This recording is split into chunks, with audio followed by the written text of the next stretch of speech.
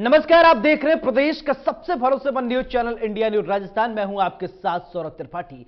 हमारी खास पेशकश बड़ी बहस में आप सभी का बहुत बहुत स्वागत है, अभिनंदन है। विधानसभा चुनाव को लेकर बीजेपी अपनी पहली लिस्ट में 41 उम्मीदवारों के नामों का ऐलान कर चुकी है। वहीं कांग्रेस में टिकटों को लेकर तेजी से मंथन का दौर जारी है। कांग्रेस में टिकटों को लेकर एक दिन पहले दिल्ली में कार्य समिति की बैठक हुई है। इधर मुख्यमंत्री अशोक गहलोत ने आज सुबह सोनिया गांधी से मुलाकात की और टिकटों को लेकर करीब 1 घंटे तक मंत्रणा की। मीडिया से बातचीत में गहलोत ने संकेत दिए कि सीईसी की बैठक के बाद 18 अक्टूबर के आसपास पहली लिस्ट आ सकती है। मुख्यमंत्री अशोक गहलोत ने चुनाव में बीजेपी की ओर से इस बार 7 सांसदों पर दांव लगाने पर तंज कसते हुए कहा है कि इन लोगों ने तो पहले ही हार मान लिया है। और अशोक गहलोत ने कहा है कि लाख कोशिश के बाद भी ये राजस्थान में हमारी सरकार नहीं गिरा पाएंगे और इनका ये दर्द बार बार दिखता है। कर्नाटक से लेकर मध्य प्रदेश तक कई राज्यों में बीजेपी ने सरकारें गिराई हैं, लेकिन राजस्थान में ये सफल नहीं हो पाए। सीएम अशोक गहलोत ने कहा कि इस बार जनता से हम अपील करेंगे कि हमें फिर से मौका दें, क्योंकि हमने राजस्थान में कई जन कल्याणकारी योजनाएं चलाई हैं और इसके चलते हम सरकार रिपीट करेंगे। हमने काम से प्रदेशवासियों का दिल जीता है। सामाजिक सुरक्षा की योजनाएं, पुरानी पेंशन की बहाली, पेंशन में बढ़ोतरी, फ्री में इलाज जैसी योजनाओं में हमें काफी फायदा मिलेगा और राजस्थान में फिर से कांग्रेस की सरकार बनेगी। इधर बीजेपी में पहली लिस्ट जारी होने के बाद से ही कई सीटों पर असंतोष दिखाई दे रहा है। कई दावेदार टिकट नहीं मिलने से जमकर विरोध जता रहे हैं। इन सबके बीच सवाल यह उठता है कि कांग्रेस अपनी पहली लिस्ट कब जारी करेगी। बीजेपी को टक्कर देने के लिए कांग्रेस का क्या प्लान है? बीजेपी पहली लिस्ट के टिकटों के बाद मचे कलह से कैसे निपट पाएगी और क्या इस बार योजनाओं के दम पर कांग्रेस की सरकार रिपीट होगी? इन सब के बीच कई सवाल और उठते हैं जिन पर हमारी आज की बड़ी बहस केंद्रित रहेगी और चर्चा में हमारे साथ जयपुर स्टूडियो से कुछ खास मेहमान भी जुड़ेंगे।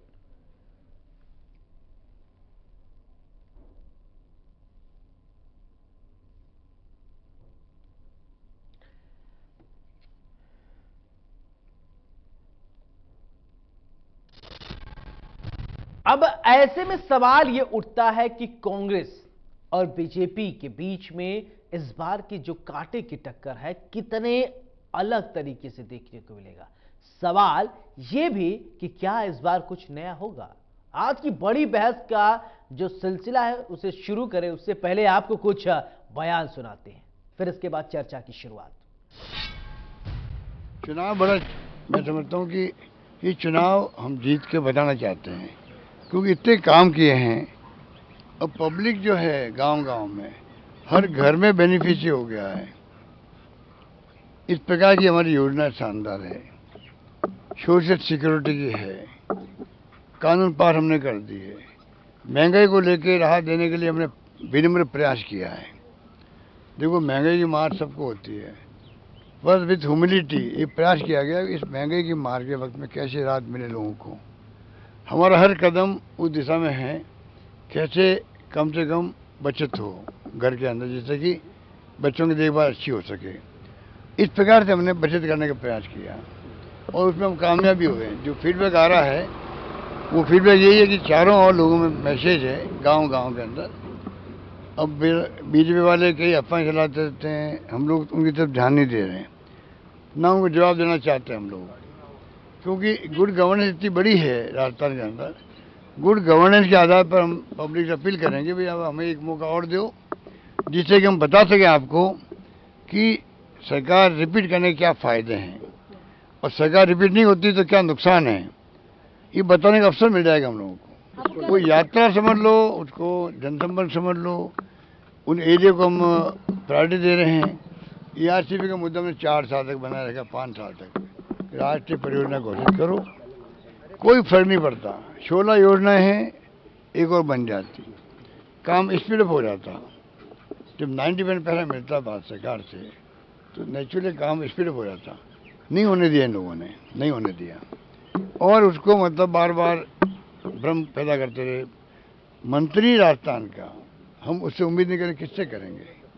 उसके बाद में उन्होंने जनता को गुमराह किया। पहले कह दिया प्राइम मिनिस्टर ने वादा किया ही नहीं है, आप सिद्ध कर दो मैं इस्तीफा दे दूंगा। वो इस्तीफा कहाँ गया? जब उनको सिद्ध कर दिया, मीडिया को दिखा दिया भाई ये अब प्रधानमंत्री मोदी जी खुद बोल रहे हैं, 13 जिले के नाम बोल रहे हैं, यहाँ से बात कर रहे हैं, चुप हो गए। फिर कहा अगर हमारी सरकार आएगी तो हम बता देंगे इसको। ये कहना दुर्भाग्यपूर्ण है। तो मैं मान सकता हूँ कि अगर 7 MP उतारे हैं तो इन्होंने हार पहली स्वीकार कर ली है। सर, आपने जाति जनगणना क्योंकि आप बताइए 7 मेंबर पार्लियामेंट इतिहास के अंदर किसी राज्य में नहीं उतारे गए होंगे। राजस्थान की सरकार गिरा नहीं पाए ये लोग। वो दर्द ऐसा इनके कोने में छिपा हुआ है, बार बार वो दर्द बाहर निकलता है।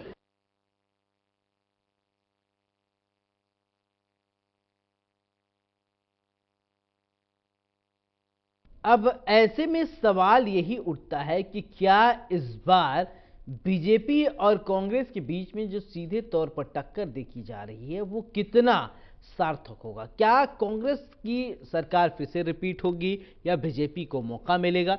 इसको लेकर अभी मंथन चिंतन का दौर जारी है। लेकिन विधानसभा चुनाव को लेकर बीजेपी ने अपनी पहली लिस्ट में 41 उम्मीदवारों के नामों का ऐलान कर दिया है पहले ही। तो वहीं कांग्रेस में टिकटों को लेकर अब तो विधानसभा चुनाव को लेकर बीजेपी अपने लिस्टों में बताया जा रहा है कि उम्मीदवारों के 41 उम्मीदवारों के नाम जो है वो बीजेपी ने जारी कर दिया है। ऐसे में अब सवाल यही कि कांग्रेस लिस्ट कब जारी करेगी? क्या अभी चिंतन और मंथन बाकी है? हमारे साथ मेहमान जुड़ गए, सबसे पहले परिचय करवाते हैं, फिर इसके बाद चर्चा की शुरुआत करते हैं। राजेश कटारा साहब हमारे साथ जुड़ रहे हैं, नेता कांग्रेस, बहुत बहुत स्वागत है। सुरेंद्र सिंह जी हमारे साथ जुड़ रहे हैं, नेता बीजेपी, बहुत बहुत स्वागत है। चर्चा की शुरुआत राजेश जी मैं आपसे ही करना चाहता हूं कि बीजेपी ने अपने 41 उम्मीदवारों की लिस्ट जो है पहली सूची जारी कर दी, लेकिन कांग्रेस अभी लिस्ट जारी नहीं कर रही है। इतनी देरी क्यों? क्या अभी चिंतन मंथन का जो है दौर और चलेगा? कि आज मुख्यमंत्री अशोक गहलोत दिल्ली में भी रहे, सोनिया गांधी से मुलाकात किए हैं, क्या माना जाए इसके बाद लिस्ट जारी होगी?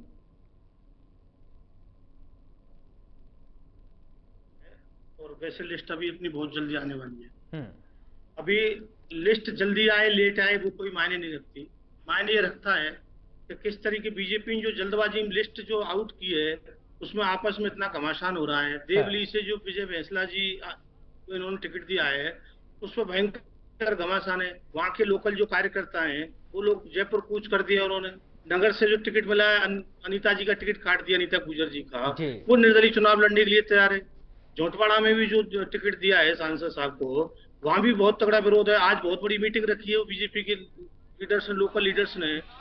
जिस तरीके से जमीन से जुड़े हुए कार्यकर्ता हैं, 5 साल विधानसभा में जिन लोगों ने काम किया है, क्षेत्र में जिन लोगों ने काम किया है, इस तरह से एक सांसदों को मैदान में उतार दिया तो ये कहीं समझ से परे है।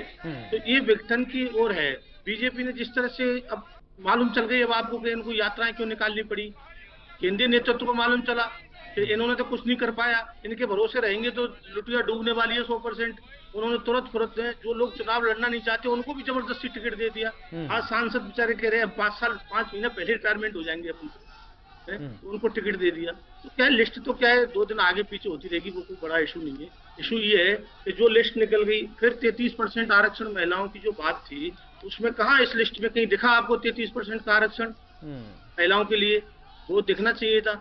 इन्होंने जितना जल्दी तरीके से लोकसभा का सत्र बुलाया इन्होंने, हम 33% आरक्षण देना चाहते हैं, तो कोई बात नहीं भी उसमें कुछ फॉर्मेलिटी है तो उससे पहले टिकट देने में कौन रोकता है? देते टिकट उसमें। आप बताइए कितने % टिकट दिए हैं अभी इन्होंने? 10%। नहीं ठीक है, बीजेपी की आप चिंता कर रहे हैं, अच्छी बात है, लेकिन कांग्रेस के बारे में बताइए कि आप लोग क्या मंथन कर रहे हैं?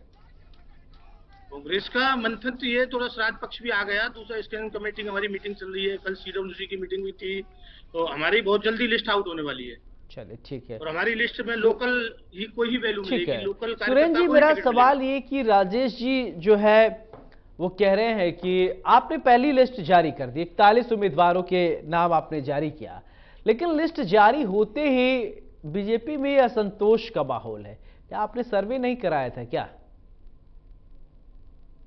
देखिए, भारतीय जनता पार्टी एक कैडर आधारित राजनीतिक दल है और जब आप जनरेशन चेंज पे आते हैं, जब second line third line political leadership को आप डेवलप करने पे आते हैं, ये देखिए एक तरह से भारतीय जनता पार्टी की लोकप्रियता है। जिस तरह से पिछले 5 साल में कांग्रेस सरकार ने जन विरोधी काम किए हैं, इनकी नीतियों से आम आदमी में तकलीफ है, और ये तय होता है कि भारतीय जनता पार्टी के नेतृत्व में ऐतिहासिक बहुमत से बीजेपी की सरकार बनने वाली है।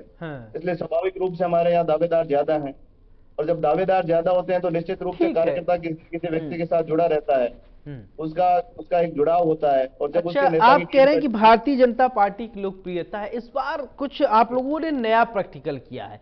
कैबिनेट मंत्री जो है उनको भी आपने विधानसभा का चुनाव टिकट दिया, मध्य प्रदेश में ऐसा ही किया, ऐसा ही इस समय राजस्थान में भी हुआ।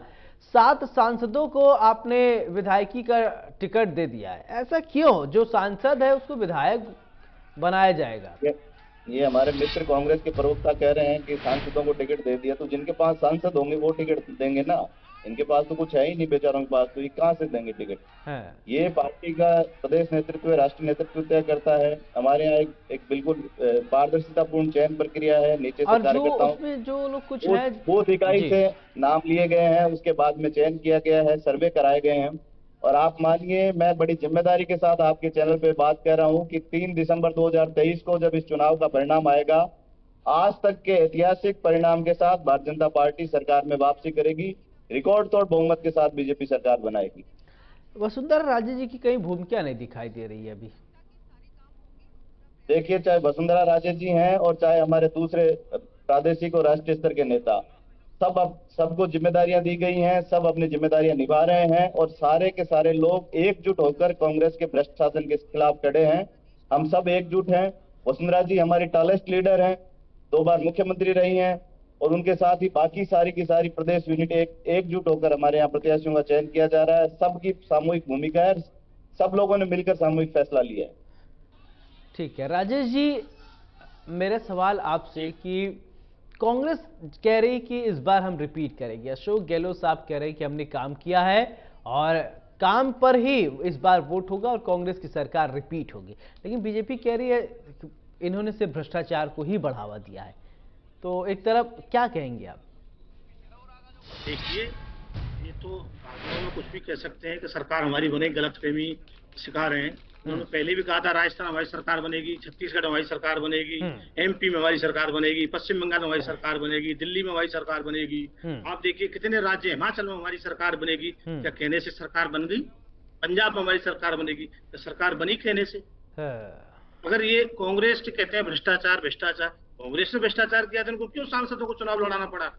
क्यों यहाँ लोकल लीडर नहीं है उनके पास में? ये भ्रष्टाचार के नाम पे चुनाव जीती है ना, क्यों नहीं जीत सकते? हम भी तो कर्नाटक में चुनाव जीते हैं अभी, इनके भ्रष्टाचार को रख के। हमने तो किसी को टिकट नहीं दिया वहां पे इस तरह से, दिल्ली के नेतृत्व को ला करके। आज वो सांसद हैं, उनको सांसद ही करने दो। आप सांसद ही राजस्थान को कौन संभालेगा वहाँ? ये सारे 25 सांसदों को टिकट दे देंगे तो कौन संभालेगा? आप बताइए।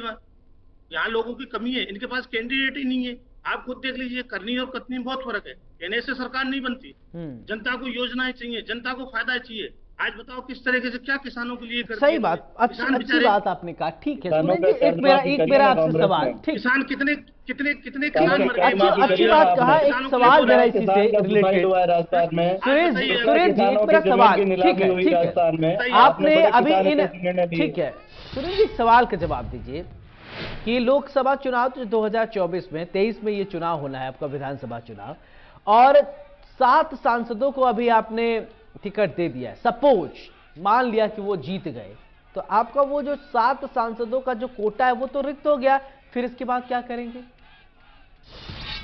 अगर मान लीजिए इन केस ऐसा हुआ, तो मैं भी ये गणित समझना चाहता हूं, ऐसा हुआ तो क्या राजनीति में क्या प्रावधान है कि मोदी सरकार से 7 सांसद चले गए? सपोज ऐसा होता है तो कोई विकल्प है क्या? देखिए, राजनीतिक दल जब चुनाव में जाते हैं वो कोशिश करते हैं श्रेष्ठतम उम्मीदवार चुनाव में दिया जाए, और ये जरूरी नहीं कि कोई पद, कोई जिम्मेदारी किसी आदमी की बपोती होती है। समय समय पर पार्टी को लगता है नए लोगों को लाना चाहिए, नई लीडरशिप लानी चाहिए। ठीक है, मैं आपकी बात समझ रहा हूँ, लेकिन मैं आपकी बात का जवाब दे रहा हूँ कि जो जिन पदों पे सांसदों को चुनाव लड़ाया है, जो सीटें खाली हो रही है, निश्चित रूप से वह दूसरे आदमी को मौका मिलेगा। ये हमारी पार्टी एक स्वाभाविक रूप से हर नए कार्यकर्ता को उसको मौका देती है, अलग अलग जगह जहाँ उनका उपयोग होता है वहाँ उपयोग करती है। किसी का सत्ता में उपयोग होगा, किसी का संगठन में उपयोग होगा, सब लोगों को उपयोग होना चाहिए। लेकिन ये कैसे संभव है? कोई निर्वाचित हो गया सांसद, फिर उसकी जगह दूसरे को कैसे मौका मिलेगा अगर वो निर्वाचित है अभी? क्योंकि 2024 में चुनाव होने हैं लोकसभा के, और 2023 में अगर मान लीजिए वो जीत गए और वो फिर आप कह रहे हैं कि हम नया देंगे, ये मुझे गणित समझ नहीं आ रही। थोड़ा ये मुझे समझाइए और दर्शक भी समझे। अगर मान लीजिए आपके सांसद वो जीत गए और वो विधायक बन गए, सांसद जी विधायक बन गए, तो फिर वो सांसद पद से रिजाइन करेंगे। 5 महीने बाद लोकसभा के चुनाव होने हैं। हाँ। तो नया प्रत्याशी चयन होगा और चुनाव में जाएंगे। उतने दिन लोकसभा का जो सीटें रहेंगी वो रिक्त रहेंगी, कौन कार्यकाल देखेगा? निश्चित रूप से रिक्त रहेगी। इसमें क्या है, ये एक तो संवैधानिक प्रक्रिया है, उसको मौका दिया है। वो एज MP रहते हुए कॉन्स्टिट्यूशनल उसको राइट है कि MLA का चुनाव लड़ेगा, और हमारा निश्चित रूप से हम बहुमत के साथ आ रहे हैं। वो सीटें खाली होगी और जब चुनाव में जाएंगे लोकसभा चुनाव में, तब वहाँ नए प्रत्याशी होंगे। राजेश जी ठीक है। राजेश जी ये गणित आप समझ रहे हैं, मुझे भी थोड़ा समझाएं, ठीक है? क्योंकि इनका गणित मैं थोड़ा नहीं समझ पा रहा था। आप अगर, क्योंकि आप लोग ग्राउंड पे समझ सकते हैं, तो अगर समझाएं दर्शकों को भी।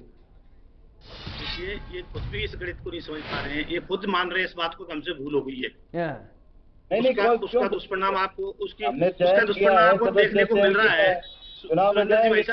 सुरेंद्र जी भाई साहब, आप बिल्कुल इस चीज को नहीं समझा पा रहे। आप खुद कह रहे हो रिक्त हो जाएंगे। रिक्त क्यों हो जाएंगे? क्या यहाँ लोग नहीं है क्या? यहाँ के लोग नए नहीं है क्या आपके पास में?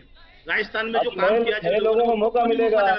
दोबारा चुनाव में जाएंगे, डबल इंजन की बात करते हो आप डबल इंजन की बात। भाई हमारे पास MP को लगा रहे हैं, आपके पास तो है नहीं, इसलिए क्या करें? आप तो हमारे पास नहीं, हमारे पास 5 महीने बाद में लोकसभा में आप 0 सीट पे आउट हुए हैं। जब राजस्थान में लोकसभा चुनाव हुए 2019 में, दिसंबर में, जब 18 में आपने सरकार बहुमत से लेके आए और 19 में आपका एक MP नहीं जीता, तो राजस्थान के लोगों ने तो 5 महीने में ही आपकी सरकार का हासिल देख लिया। आपके पास कहने को कुछ नहीं बचा है। 4.5 साल में राजस्थान में भ्रष्टाचार हुआ है, जिस तरह का तांडव आपकी सरकार में हुआ है, माफियाओं का तांडव हुआ है, जिस तरह लॉ एंड ऑर्डर की स्थिति खराब हुई है, जिस तरह रेप कैपिटल राजस्थान बना है, दलितों के प्रति अपराध हुआ है, किसानों के खिलाफ अन्याय हुआ है, उसका नतीजा लोग कितने चुनाव जीते आप ये बताइए। हम अगर भ्रष्टाचारी हैं, हमने गलत काम किया है, 9 उपचुनाव हुए, उसमें आप कितने चुनाव जीते ये बताया भाई। आप तो लोकसभा का चुनाव तुरंत ही हार गए ना। विधानसभा लोकसभा की आप बात छोड़िए, 5 महीने बाद लोकसभा का चुनाव हुआ, आप एक सीट नहीं जीत पाए। आपने एक सीट नहीं जीत पाए। 25 की 25 सीटें भारतीय जनता पार्टी ने जीती 5 महीने बाद। अच्छी बात है, सही बात है। कमल छाप साबुन से नहा लीजिए, आप एकदम साफ हो जाएंगे। अब वो कई कांग्रेस के चले जाते हैं, वो वॉशिंग मशीन में धुल के बिल्कुल साफ हो जाते हैं। उन्होंने जो झांसा देकर के लोगों को बनाया है, उसमें लोग समझ चुके हैं। 9 इलेक्शन हुए, काबू करके रखिए ना अपने लोगों को। कांग्रेस पर लोगों का भरोसा उठ चुका है इस देश में। कांग्रेस पर से भरोसा उठ चुका है देश का, इसलिए छोड़ के जा रहे हैं आपके नेता। आपसे घर संभल नहीं रहा, दूसरों की चिंता कर रहे हैं आप। अब आप देखिए 5 साल में कितने राज्य आपके हाथ से खिसक चुके। आपके पास ही थे राज्य, राजस्थान में आपके हाथ से क्यों चला गया? MP आपके हाथ से क्यों चला गया? छत्तीसगढ़ क्यों चला गया? दिल्ली क्यों चला गया? महाराष्ट्र क्यों चला गया? आपको क्यों राय खरीदने की जरूरत पड़ जाती है दूसरी पार्टी से तोड़ने की? बताएं। ये बात आप नए लोगों को मौका देते अच्छा लगता, आज वसुंधरा जी को मौका देते तो अच्छा लगता। जिस तरह से कांग्रेस का पर से भरोसा उठ गया देश का, उसमें कांग्रेस का असर यही होना है। नहीं, आप मुझे बताइए, 9 बाई इलेक्शन। अच्छा चलिए ठीक है, आप लोग ठीक है। सुरेंद्र जी ठीक है, आप कांग्रेस की चिंता कर रहे हैं, ये तो आपकी बड़प्पन है। लेकिन मेरा सवाल आपसे ये कि आपके जो कुछ लोग नाराज हो गए हैं, और उन नाराज लोगों को कैसे आप मनाएंगे? हमारा बड़ा परिवार है और कैडर आधारित पार्टी है। स्वाभाविक रूप से जो छोटा मोटा आक्रोश किसी नेता की टिकट कटने से उसके कार्यकर्ता के साथ हुआ है, हम मिल बैठ के बात करेंगे। पार्टी सरकार में आएगी, बहुत सारी जिम्मेदारियां हैं। किसी को लोकसभा लड़ाया जाएगा, किसी को बोर्ड निगम में जिम्मेदारी दी जाएगी, निगम के चुनाव आएंगे, पंचायत राज के चुनाव आएंगे। सब कार्यकर्ता का जिस जगह जहाँ उपयोग होना है वो पार्टी करेगी। और ये हमारा घर परिवार का मसला है। जब बड़ा दल होता है तो छोटे मोटे इस तरह के आक्रोश विवाद होते रहते हैं। हमने कमेटी बना दी है, हमारी पार्टी के सीनियर लीडर सब कार्यकर्ताओं से बात करेंगे। आने वाले 2-3 दिन में आपके सामने स्थिति क्लियर हो जाएगी कि सारे कार्यकर्ता एकजुट होकर भाजपा के पक्ष में लगेंगे और ऐतिहासिक बहुमत के साथ भारतीय जनता पार्टी सरकार में आएगी। चलिए, सीईसी की बैठक में फाइनल मुहर लग जाएगी राजेश जी टिकटों को लेकर कांग्रेस की, तो अब ये मान के चला जाए कि जो है मुहर लगेगी या नहीं लगेगी अभी, या थोड़ा और लंबा इंतजार करना पड़ सकता है? देखो, ये प्रोसेस है हमारा कांग्रेस का, हमारे लोकतांत्रिक तरीके से हमारा सारा काम होता है। लोग ऐसे थोपते नहीं है किसी चीज को ला करके, जबरदस्ती किसी को उठा करके यहाँ थोप दिया। आज आप बताइए इन लोगों ने कि आज एमएलए के चेहरे ही नहीं है इनके पास में, एमपी को लड़ाना पड़ा, कल को एमपी को चुनाव लड़ाना पड़ेगा तो कौन से चेहरे आप अपनी पार्टी की चिंता करिए ना, आप अपनी पार्टी की चिंता करिए। क्या हमारी लोकतांत्रिक प्रक्रिया है, उस प्रक्रिया के तहत हम लोग करेंगे, हम लोग चुनाव में जाना है, हमारी लिस्ट आने वाली है, करेंगे, देखना किसको लड़ाना हमारी पार्टी तय करेगी। आप अपनी चिंता करिए, अपने दल की चिंता करिए। नहीं, वो जो सांसद है वो राजस्थान के सांसद है, वो आपकी पार्टी के कोई सांसद नहीं है। तो राजस्थान की जनता ने उन पर भरोसा जताया 5 साल के लिए, आप 1 साल पहले उनको बाहर कर रहे हो, उनका बजट कहाँ जाएगा? ये तो धोखा है जनता के साथ में बहुत बड़ा। आप बताइए, उनका राजस्थान आपकी पार्टी के सांसद नहीं है, संकट ये है कि आपके सांसद नहीं है। आपकी चिंता ये है कि आपकी पार्टी के एमपी नहीं जीत रहे हैं, आगे भी नहीं जीतेंगे, तो आपकी समस्या का समाधान तो राजस्थान की जनता करेगी। अभी तक आपने सिर्फ एक कार्यकाल 5 साल पूरा किया है। अभी तक आपने सिर्फ एक ही कार्यकाल ऐसा था जो 5 साल पूरा किया। आज तक आप 5 साल कार्यकाल पूरा नहीं कर पाई बीजेपी। केवल 5 साल में कांग्रेस में अशोक गहलोत जी और सचिन पायलट जी के साथ रही है, और आज अशोक गहलोत जी के देखिए वो रही है, पर उसमें इस तरह की उसमें कुछ नहीं हुआ। इस तरह का संबोधन उन्होंने अपने सहयोगियों के लिए किया है, उस तरह का राजस्थान में तो कभी ऐसी परंपरा रही नहीं जिस तरह का प्रयोग। अमित शाह जी को और जेपी नड्डा जी को आना पड़ा राजस्थान में, कुछ फैसला ही नहीं कर पाए कोई कैंडिडेट। भरत सिंह जी हर 7वें दिन आपके विधायक एक चिट्ठी लिखते हैं, आपकी कैबिनेट मंत्री और उनकी सुनवाई होती है, आपकी सरकार में कैबिनेट मंत्री रहे राजेंद्र गुड्डा, अशोक गहलोत जी के जैसे ठीक है, ठीक है सुरेंद्र जी, एक ठीक है सुरेंद्र जी, ये बताइए कि पूर्व विधायक मामन यादव ने निर्दलीय चुनाव लड़ने का ऐलान किया है। तिजारा से बाबा बालकनाथ को टिकट मिलने के बाद स्थानीय नेताओं में इतनी नाराजगी हो गई है, उसके विषय में थोड़ा बताइए, थोड़ा दर्शक भी समझे, हो सकता है आपको सुन रहे हो उनके दिल को भी थोड़ी तसल्ली मिले कि नहीं। नगर से अनीता सिंह जी भी बोल रही है इस तरह से। भारतीय जनता पार्टी में हमारा जो बड़ा परिवार है, जिसमें कोई छोटी मोटी नाराजगी है तो हम लोग दूर कर लेंगे। दूसरा, हमारा जो कार्यकर्ता है वो कैडर से जुड़ा हुआ कार्यकर्ता है। वो इतनी बड़ी नाराजगी हो गई कि जनता के बीच में फूट फूट के रोने लगे। मैं आपको ये बात मामन सिंह यादव जब टीचर से रिटायर हो गया है, भारतीय जनता पार्टी ने उनको टिकट दिया 2013 में, विधायक जीते, पार्टी ने 18 में वहां दूसरा प्रत्याशी दे दिया। अब उनका जहां उपयोग होगा पार्टी वहां उपयोग करेगी। अब जरूरी थोड़ी है कि हर आदमी को दोबारा विधायक का टिकट दे। ये पार्टी आला कमान का, पार्टी कार्यकर्ताओं का, कैडर का वो निर्णय है, उनको मानना चाहिए। और इसके बावजूद भी अगर आदमी कोई बागी होकर चुनाव लड़ता है तो डेमोक्रेसी है, चुनाव में चले जाएंगे, सबको पता लग जाएगा कि कौन किसके साथ है। भारतीय जनता पार्टी का मतदाता अपने आइडियोलॉजी के साथ, अपने विचार के साथ है और उसी के साथ एकजुट रहेगा। चलिए ठीक है राजेश जी, एक सवाल मेरा ये कि कांग्रेस की अगर बात किया जाए तो इस बार बीजेपी में भी जैसा कि बहुत सारे ब्यूरोक्रेट्स आए, पुराने आईपीएस भूतपूर्व और या फिर और अधिकारी, कांग्रेस में भी कुछ लोग आए हैं और स्थानीय कार्यकर्ता भी हैं जो ये टकटकी लगाए बैठे हैं या एक उम्मीद भरी निगाहों से कांग्रेस की तरफ देख रहे हैं कि हमें टिकट मिलेगा। तो कैसे जो है पैरामीटर आप लोग सेट करेंगे, कैसे टिकटों को लेकर जो माथापच्ची है वो तो चली रही है, बैलेंस कैसे बनाएंगे आप लोग? क्योंकि उनका भी जो पूर्व अधिकारी हैं उनका भी एक उम्मीद होगा कि नहीं साहब हमको टिकट मिलना चाहिए, और कार्यकर्ता जो जमीन पर हैं वो लगातार पार्टी के लिए काम कर रहे हैं, उनका भी इच्छा होगा कि उनको टिकट मिले। तो कैसे बैलेंस, तराजू जो है कैसे बैलेंस होगा ये? देखिए, कांग्रेस लोकतांत्रिक तरीके से बात करके, सामंजस्य बैठा करके ही कोई नया कैंडिडेट लाएगी तो बात करेगी उस पर, उनसे भी पहले बात की जाएगी। ऐसा नहीं है कि उनको लॉ एंड ऑर्डर के जैसे नियम करके कि जी हमने दे दिया, इसको दे दिया, आप कुछ भी करो, आप रोते रहो, विधानसभा में जाकर निर्दलीय लड़ लो, कुछ भी कर लो, ऐसा हमारे यहाँ नहीं होता। हम पूरी कोशिश करते हैं उनको मनाने की, उनको समझाने की, उनको हम रीजन बताते हैं, भाई ये रीजन है इसलिए हमें ये काम करना पड़ रहा है यहाँ पर।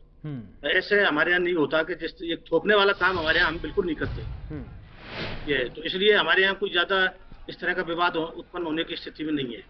ठीक है, एक सवाल और कि अब देखिए ये सवाल तो कई बार पूछे जा चुके हैं, शायद हो सकता है आप अलग तरीके से इसका तर्क दें कि कांग्रेस में जो है अभी राजस्थान की इतिहास पर अगर इतिहास के पन्नों कभी पलटा जाए तो एक परिपाटी चली आई है, रीति और नीति दोनों बदल रहा है, हर 5 साल में सरकार बदलने की जो है कवायद रही है।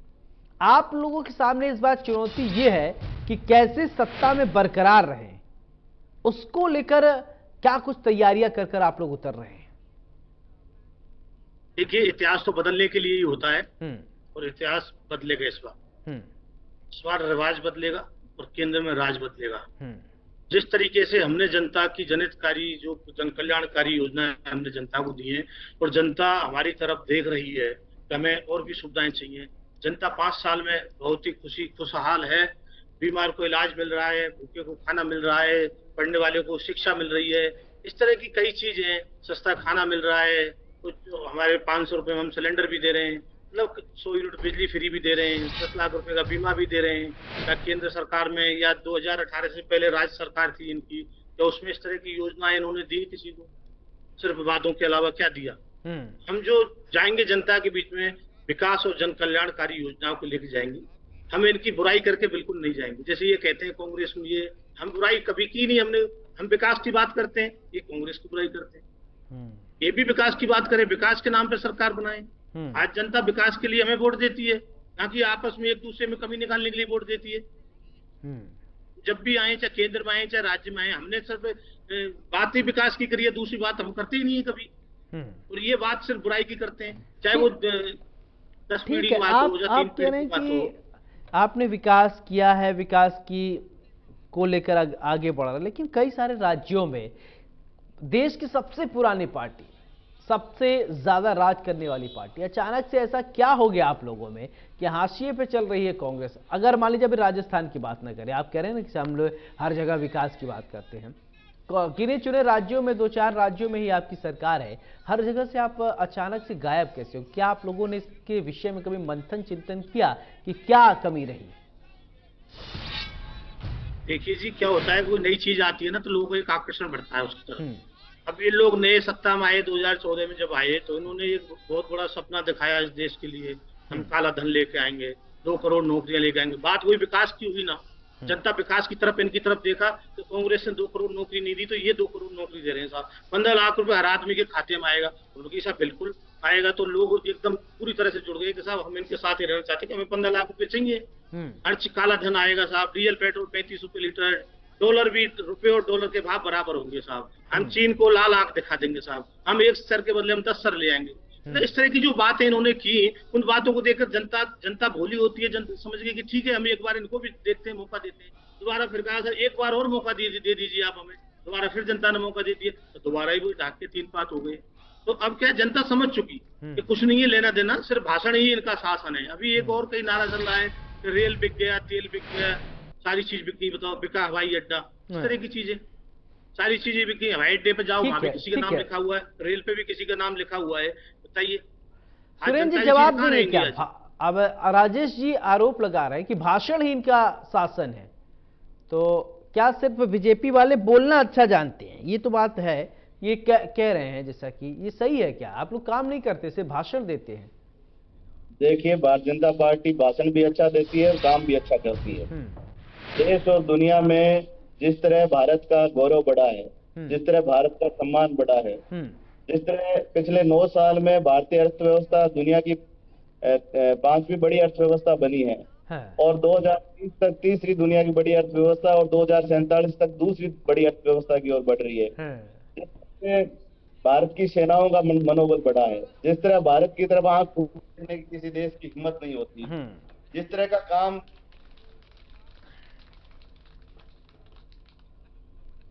काम पिछले 9 साल में हुआ भारतीय जनता पार्टी के शासन में, वैसा ऐतिहासिक काम पिछले 50-60 साल में कांग्रेस शासन काल के दौरान कहीं नहीं हुआ। हर भारत का आदमी अपना सीना गर्व से चौड़ा करके और इस चलने लायक बना है, इसका जो देश का सम्मान बढ़ा है।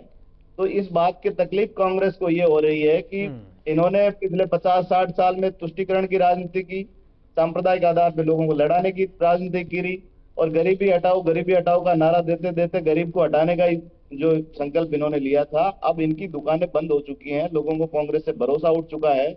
और जो ग्रैंड ओल्ड पार्टी है वो अपने अपने पूरे जीवन काल के सबसे बुरे दिनों से गुजर रही है, इसलिए इनके पास कोई कहने की बात है नहीं। और किसी भी राजनीतिक दल के कामकाज का विश्लेषण आप चुनाव के आधार पर कर सकते हैं। 2014 का चुनाव का जब 19 में हम लोग गए, हमारे रिपोर्ट कार्ड लेके गए, तो लोगों ने और भरोसा किया और भारतीय जनता पार्टी ज्यादा बहुमत के साथ सत्ता में आई। और मैं फिर से आपको कह रहा हूं कि 23 में राजस्थान में हम सरकार बना रहे हैं और 24 में फिर से नरेंद्र मोदी जी के नेतृत्व में एक बार फिर भारतीय जनता पार्टी की सरकार दिल्ली में बनने वाली है। अच्छा, इसलिए कांग्रेस के नरेंद्र मोदी के चेहरे पे कब तक आप लोग चुनाव लड़ेंगे? एक ही चेहरा है आपके पास, इसके अलावा कोई दूसरा विकल्प नहीं है। भारतीय जनता पार्टी के पास कोई चेहरों की कमी नहीं है। तो आप राजनाथ सिंह के चेहरे पर लड़िए चुनाव। लोकप्रिय नेता है। नहीं, अगर तो आप बोलिए ना, राजनाथ सिंह के चेहरे पर हम चुनाव लड़ेंगे या अमित शाह के चेहरे पर लड़ेंगे पे, और भारतीय जनता पार्टी के आइडियोलॉजी के आधार पे चुनाव में जाते हैं, हमारी नीतियों के आधार पर, हमारे कामकाज के आधार पर। अब ये तो यही, अब देखिए ये मोदी दुनिया के सबसे ज्यादा लोकप्रिय नेता हैं। और हमें गर्व है कि इसीलिए तो लोग कह रहे हैं कि बीजेपी जो है वन मैन शो हो गया। अब इसीलिए तो लोग कहते हैं बीजेपी वन मैन शो है कि भारत का प्रधानमंत्री दुनिया में सबसे ज्यादा लोकप्रिय नेता है। अब ये तो ठीक है, अच्छी बात है, लेकिन लोगों का अब यही आरोप है, विपक्ष का यही आरोप, क्यों नहीं लड़ेंगे बीजेपी का। दूसरी बात, भारतीय जनता पार्टी किसी परिवार की बपौती नहीं है। ये प्राइवेट लिमिटेड कंपनी की तरह काम नहीं करती कि एक ही परिवार से नेता चुन के आता। हमारे यहाँ नरेंद्र मोदी जी के पिताजी चाय बेचते थे, उनका बेटा आज देश का प्रधानमंत्री है। अटल जी के पिताजी साधारण किसान थे। भारतीय जनता पार्टी ने हर गरीब आम साधारण कार्यकर्ता को मौका दिया है। हमारे यहाँ के भैरव सिंह जी शेखावत साधारण किसान परिवार में पैदा हुए, उनको उपराष्ट्रपति बनाया। इन लोगों के साथ संकट दूसरा है, ये एक परिवार के दायरे से बाहर नहीं निकल सकते। आम आदमी को इनके यहाँ नेता बनाया नहीं जाता। ऐसा है क्या राजेश जी? जवाब देंगे क्या? आप लोग पार्टी के बाहर निकल ही नहीं पाते। पार्टी के बाहर कहां से निकली? पार्टी में रहेंगे हम तो। पार्टी माफ कीजिएगा, परिवार के बाहर, परिवार के बाहर। आज हमारा राष्ट्रीय अध्यक्ष कौन है आप बताइए? किसी को भी हम प्रधानमंत्री बना देते हैं। राष्ट्रीय अध्यक्ष क्या है? राहुल गांधी जी के सामने राहुल गांधी जी क्या है आपकी पार्टी में? और जिस तरह का राष्ट्रीय अध्यक्ष उनके पीछे बैठते हैं, ऐसा होता है क्या किसी लोकतांत्रिक पार्टी के? पीछे कहां बैठे? आपने मनमोहन सिंह जी को अपमानित किया, आपकी नेता ने। आप खड़गे जी का अपमान करते हैं, आपके बैठकों में उनका अपमान होता है। मनमोहन सिंह साधारण आदमी थे, उनको प्रधानमंत्री बनाया कि नहीं बनाया? आज देश आजाद हुआ जब से लेकर गांधी परिवार से ज्यादा अध्यक्ष बाहर के लोग रहे। आपके कभी कोई रहा इस तरह का अध्यक्ष? बताइए आप, कोई एससी परिवार से कभी अध्यक्ष रहा आपके यहाँ? चेयरपर्सन का जो आपने कोई अध्यक्ष रहा? कोई जैसा रहा? यूपीए प्रथम प्रधानमंत्री महिला दी, प्रथम प्रधानमंत्री महिला दी। आप मेरी बात, आप जो हमने प्रथम प्रधानमंत्री महिला दी, हमने प्रथम राष्ट्रपति महिला दी, आपने दी? प्रथम प्रधानमंत्री बनाई महिला किसी को? आप क्या है बातें करने में और काम करने में बड़ा फर्क है। और आपका जवाब नहीं दे पाएंगे, जवाब नहीं दे पाएंगे क्योंकि हमने पहली दलित आदिवासी महिला राष्ट्रपति हमने दी है, हमने दलित राष्ट्रपति देश को दिया है, हमने एपीजे अब्दुल कलाम जैसा योग्य राष्ट्रपति इस देश को दिया है। ये क्या बात कर रहे हैं आप? हमने भी दी ना प्रधानमंत्री। आज तक प्रधानमंत्री बनेगा आपके किसी महिला के नाम पे चर्चा चली प्रधानमंत्री की? देश में जब योग्य प्रधानमंत्री का भारतीय जनता पार्टी हमने और योग्य नहीं है। पहली राष्ट्रपति महिला राष्ट्रपति देश को दी है। एपीजे अब्दुल कलाम अपने आप में योग्य थे, उनकी योग्यता पर कोई पार्टी चर्चा नहीं कर सकती क्योंकि वो वैज्ञानिक थे। और एपीजे अब्दुल कलाम, ठीक है, अगर आप लोग कहते हैं उनकी योग्यता पर किसी पार्टी से शायद ठीक है, हो सकता है आपने सपोर्ट किया हो, उनकी योग्यता पार्टी से नहीं है, वो पहले से ही योग्य है। एक योग्य राष्ट्रपति वो तो पहले से वैज्ञानिक थे, कांग्रेस के शासन में वैज्ञानिक हुए। कोई हमने पहल की ना उनको राष्ट्रपति चुनने की, हमने पहल की ना, हमारी पार्टी ने उनको राष्ट्रपति बनाने की पहल की ना। अच्छा ठीक है, कांग्रेस चलिए। को ये बातें डाइजेस्ट नहीं हो पा रही है ना। अच्छा कुछ ठीक है, आप लोग ये बात करें तो ठीक है, जब वरिष्ठों पे बात हो रही, छोटा सा मेरा सवाल, मुरली मनोहर जोशी नहीं दिखाई दे रहे हैं, कहीं कहाँ चले गए अचानक से। लाल कृष्ण आडवाणी का बहुत से जन्मदिन पर ही दिखते हैं, कभी कोई उनके पास जाता नहीं, ऐसा क्या हो गया अचानक? ठीक है, मान लिया कि वो वरिष्ठ हो गए हैं, अचानक से ही 2014 से लापता हो गए धीरे धीरे, जबकि इतने मुखर, इतने बड़े नेता ये हैं, कई सारे बीजेपी के जो वरिष्ठ नेता हैं, और लोग शायद उनको भूलते जा रहे हैं। ऐसा है क्यों हुआ सुरेंद्र जी? जब आप वरिष्ठों की बात कर रहे हैं इसलिए मैंने ये सवाल पूछ लिया। इसके बाद निश्चित रूप से भारतीय जनता पार्टी में वरिष्ठ से लेके कनिष्ठ सब कार्यकर्ताओं का सम्मान होता है। आडवाणी जी का आपने नाम लिया, आपने मुरली मनोहर जी का नाम लिया, दोनों हमारे संरक्षक मंडल में हैं। पार्टी के फैसलों में संरक्षक मंडल की भूमिका महत्वपूर्ण रहती है, उनका जहां उपयोग होता है पार्टी उपयोग करती है। ये भारतीय जनता पार्टी पहली पार्टी है जो रिटायरमेंट की एज तय कर रही है, नए लोगों को मौका दे रही है। हमारे यहाँ हमने ये तय कर दिया कि जो मंडल अध्यक्ष है वो 35 साल से कम उम्र का मंडल अच्छा अध्यक्ष ठीक है, बनाएंगे। आपने कहा कि आप भारतीय जनता पार्टी रिटायरमेंट का कितना सेकंड लाइन लीडरशिप डेवलप करना, थर्ड लाइन लीडरशिप डेवलप करना, ये भारतीय जनता पार्टी ही कर पा रही है देश में। अच्छा, कितना रिटायरमेंट का उम्र आपने परिवार कितना के दायरे से निर्धारित बाहर किया नहीं है? निकल पाते तो ऐसा कैसे तय सुरेंद्र कर जी, पाएंगे? आपने रिटायरमेंट का कितना उम्र निर्धारित किया है? 75 साल रिटायरमेंट की एज तय की है इस समय प्रधानमंत्री नरेंद्र मोदी कितने साल के हैं? क्या संकट है इनके साथ? क्या संकट है? नहीं, एक मिनट, ठीक है, आपने 75 साल निर्धारित किया है। सचिन पायलट जी के नाम। अरे मेरी बात सुनिए, घुमाइए नहीं, पहले इसका जवाब दीजिए। आप इसको घुमाइए नहीं, आपने इसको पहले इसका जवाब दिया। ठीक, अभी नहीं, एक मिनट सुरेंद्र जी सुनिए, अब थोड़ा उम्र पे बात कर लेते हैं। आपने कहा कि आपने 75 साल निर्धारित किया, तो पीएम मोदी इस समय कितने साल के हैं?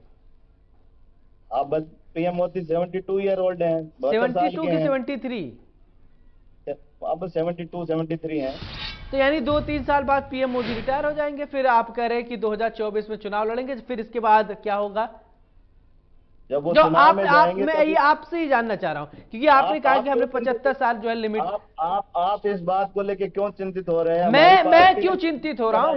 मैं जानना चाहता हूं, मैं पत्रकार, मुझे जानने का हक है भाई। आप लोग नियम सिर्फ क्यों नियम बदल देंगे क्या? आपने नियम जिम्मेवारी हमारी है। नहीं, आज जिम्मेदारी कैसे? आपने कहा कि 75 साल हमने एज लिमिट रखा है, ठीक है, मैंने मान लिया आपने रखा है। आपने सुनी है मेरी बात? रिटायरमेंट की उम्र तय की है, पहली पार्टी है जो रिटायरमेंट नहीं, मैं यही जानना चाहता हूँ, कि 73 मान लीजिए 72-73 साल के पीएम मोदी हैं। मैं बस समझना चाहता था कि क्या नियम बदल जाएंगे, क्या संशोधन हो जाएंगे क्या? जब उम्र उनका रहेगा तो हो सकता है कि 2 साल में, इसके बाद आप रिटायर कर देंगे उनको। आप मेरी बात सुनेंगे? मैं आपकी बात सुन रहा हूं, मैं समझना चाह रहा, जो आप कह रहे थे मैं वही समझ रहा। मैं आपको समझाना चाह रहा हूँ, आपकी शंका का समाधान करना चाह रहा हूँ। ये मेरे मित्र जो कांग्रेस के प्रवक्ता वसुंधरा जी को लेकर चिंतित हो रहे हैं, इनको सचिन पायलट जी के लिए चिंतित होना चाहिए। अशोक गहलोत जी कह रहे हैं कि हम तो चिंतित नहीं हो रहे हैं, उनको ये बोला गया छोड़ती नहीं, जो कुर्सी के साथ कुर्सी उनको नहीं छोड़ रही है। जब जिस आदमी के नेतृत्व में चुनाव में गए, जिसपे लोगों ने भरोसा किया, वो खुद कह रहे हैं कि हमारी। चले ठीक है, आप डाइवर्ट कर दिए, ठीक है, मैं समझ गया आपकी बात, कोई बात नहीं। ये अपने घर के झगड़े को नहीं निपटा पा रहे हैं, इनके यहाँ जनरेशन शिफ्ट नहीं हो पा रही, नया नेतृत्व विकसित करने की इनके यहाँ सोच नहीं है, इसलिए ये अपना घर संभाले, हमारी चिंता मत करें। हमारी भारतीय जनता पार्टी की चिंता करने के लिए बड़ा परिवार है, हम सब लोग मिलकर फैसला लेंगे क्या करना है। और वसुंधरा जी हमारी टॉलेस्ट लीडर है राजस्थान में। चले ठीक है, अच्छी बात है, ठीक है। राजेश जी, मेरा एक सवाल, ठीक है सुरेंद्र जी आपने घुमा दिया उम्र को लेकर, जो कोई बात नहीं, अब मैं समझ सकता हूं, हो सकता है ये आपका बाध्यता हो, और मैं समझ, जैसा कि आपने 75 साल एज लिमिट आपने कहा, इसलिए मैंने सवाल ये पूछा। हो सकता है आप लोग संशोधन करें, ठीक है, ये आपकी पार्टी का और आपका अपना हो सकता है मैटर की संशोधन किया जा सकता है, वो लोकप्रियता देखते हुए, लेकिन आपने जब एज लिमिट की बात किया इसलिए हमने कहा कि चलिए आप क्लियर ही कर लेते हैं, बहुत लोग ये जानना भी चाहते थे। राजेश जी, मेरा सवाल ये कि अब फिर एक बार हम उसी अपने मुद्दे पर केंद्रित हो जाएंगे जो हमारा आज का मुद्दा है। हम बात कर रहे हैं कि टिकटों को लेकर, और कांग्रेस की अगर ये बात किया जाए, क्या सिटिंग विधायकों को फिर से मौका आप लोग देंगे या नए कैंडिडेट को भी आप ला सकते हैं? क्योंकि हो सकता है कि आप लोगों के पास सर्वे करा लिए होंगे, आपके पास आंकड़े होंगे। क्या सिटिंग को ही दिया जाएगा या नए कैंडिडेट को मौका दिया जा सकता है? राजेश जी देखिए, हमने पहले ही स्थिति क्लियर कर दी है कि हम सर्वे के आधार पर टिकट देंगे। उस सर्वे के आधार पर अगर किसी भी एमएलए का टिकट कटता है तो उसका टिकट कटेगा, परंतु लोकल कोई देंगे जिसने 5-7 क्षेत्रों में काम किया है। जो राजस्थान का नेता है उसी को टिकट मिलेगा हमारे। यह है, टिकट की ये परिभाषा रहेगी हमारे। किसी का टिकट कटे, सर्वे में वो नहीं जीत रहा तो वो सचिन पायलट को टिकट नहीं हो रहा है क्या? चलिए, अब ये सचिन पायलट को लेकर काफी बार सवाल पूछ चुके हैं सुरेंद्र जी। सचिन पायलट के विषय में थोड़ा आप क्लियर कर दीजिए। देखिए, क्योंकि सवाल इसलिए उठा कि बीच में मतभेद मनभेद दोनों हुए, बीच में आपकी आला कमान को आकर डैमेज कंट्रोल करने की कवायद भी करनी पड़ी थी। तो सचिन पायलट को ये कह रहे टिकट नहीं मिलेगा क्या? देखिए, मैंने क्या कहा, सर्वे का आधार है। सर्वे में जो जीत रहा है उसको टिकट मिलेगा, चाहे सचिन पायलट हो, चाहे कोई केंद्रीय मंत्री हो, कैबिनेट मंत्री हो, जो भी हो, सबको टिकट मिलेगा। जो सर्वे में जीते उन्हीं को टिकट मिलेगा। तो सचिन पायलट का पर्टिकुलर कोई वो नहीं है। चलिए सुरेंद्र जी, आपको जवाब मिल गया, संतुष्ट हैं आप इस जवाब से? नहीं, इन्होंने कहा कि राजस्थान के नेता को टिकट मिलेगा। सचिन पायलट जी तो मूल रूप से उत्तर प्रदेश के हैं। मेरा सवाल ये था कि क्या बाहर के राज्य से आए हुए नेता को टिकट नहीं मिलेगा? तो यहीं रह रहे हैं, यहीं मकान उनका, कितने साल से राजनीतिक जीवन नाबालिग थे तब से वो राजस्थान में रह रहे हैं, वो उस समय से। अच्छा ठीक है सुरेंद्र जी, पहले लिस्ट आपने भी 41 लोगों का नाम जारी कर ही दिया है, तो पहली लिस्ट में आपने वसुंधरा राजे क्यों नहीं रखा? दूसरे में रखेंगे या तीसरे में? देखिए, वर्तमान जो किसी भी विधायक को पहली लिस्ट में टिकट नहीं दिया गया है। अच्छा। और ये पार्टी तय करेगी किसको किस लिस्ट में मौका दिया जाना है। ये 41 सीटें वो सीटें हैं जहाँ किसी भी मौजूदा विधायक को टिकट नहीं दिया है। तो जो मौजूदा विधायक है उनको अगली सूचियों में आएगा। अभी तो समय है, अभी तो कल तो चुनाव की आचार संहिता लागू हुई है। तो निश्चित रूप से आने वाले दिनों में जिन जिन को पार्टी उचित समझेगी जब उस सूची में नाम आएगा। ठीक है, आपके आचार संहिता लागू हो गई है, अब आप लोग जनता से कैसे कनेक्ट होंगे? क्या आप जनता के बीच में कैसे जाएंगे? क्या कुछ आपने कोई रणनीति बनाई होगी ताकि जनता जो है आपसे कनेक्ट हो सके? क्योंकि अगर बीजेपी पर विश्वास करे तो जनता क्यों करे, या फिर कांग्रेस पर विश्वास करे तो जनता क्यों करे? कैसे कनेक्ट होंगे? अभी भारतीय जनता पार्टी 24 घंटे 365 दिन काम करने वाला राजनीतिक दल है और हम लोग केवल चुनाव के लिए काम नहीं करते। निश्चित रूप से राजनीतिक दल है तो चुनाव भी हमारा एक काम है और हम तो 24 घंटे 365 दिन काम करते हैं। आप कह रहे हैं कि आप चुनाव के लिए नहीं काम करते, लेकिन बीजेपी कहती है हम तो हमेशा चुनावी मूड में रहते हैं, और ये आप कैसे कह सकते हैं कि नहीं, हम राजनीतिक दल हैं तो चुनाव भी हमारा एक काम है। सरकार में आएंगे तो हमारी नीतियां लागू कर पाएंगे, ये तो स्वाभाविक काम है, राजनीतिक दल का काम यही है। तो मैं ये कहना चाह रहा हूँ कि केंद्र की मोदी सरकार की जो उपलब्धियां हैं, हमारी जो नीतियां हैं, जो पिछले 9 साल में मोदी सरकार ने अचीवमेंट, ठीक है, अच्छी बात है। राजेश जी आपसे फाइनल कमेंट, ठीक है, आपकी बात आगे सुरेंद्र जी। राजेश जी फाइनल कमेंट आपसे, ठीक है। दूसरी बात, राजस्थान में जो 4.5-5 साल में अशोक गहलोत जी की सरकार में जिस तरह का भ्रष्टाचार हुआ है जी, जिस तरह से इन्होंने लॉ एंड ऑर्डर की स्थिति बिगड़ी है, जिस तरह से दलितों के प्रति अत्याचार हुआ है, चलिए ये जनता भी समझती है। राजेश जी फाइनल कमेंट, ठीक है सर, ओके, आपकी बात आगे सुरेंद्र जी। Final comment Rajesh ji. देखिए, फाइनल कमेंट ये है, हमारी जो पार्टी है पहले ही बता चुका, विकास के मुद्दे पे काम करती है। विकास के मुद्दे को लेकर ही जनता के बीच जाएगी, जनता जानती है और जनता पूरा भरोसा कांग्रेस पे जता चुकी है। और आप देखना 3 दिसंबर को ये रिजल्ट आएगा, विकास के मुद्दे पर आप लोग रहेंगे। राजेश जी बहुत बहुत शुक्रिया आपका, सुरेंद्र जी आपका भी बहुत बहुत शुक्रिया। तो आज बड़ी बहस पे हमने जाना कि टिकटों को लेकर कई सारे अपने अपने पैरामीटर है, कांग्रेस कुछ और सेट कर रही है, बीजेपी कुछ और सेट कर रही है। बहरहाल बड़ी बहस में मेरे साथ फिलहाल इतने, नमस्कार।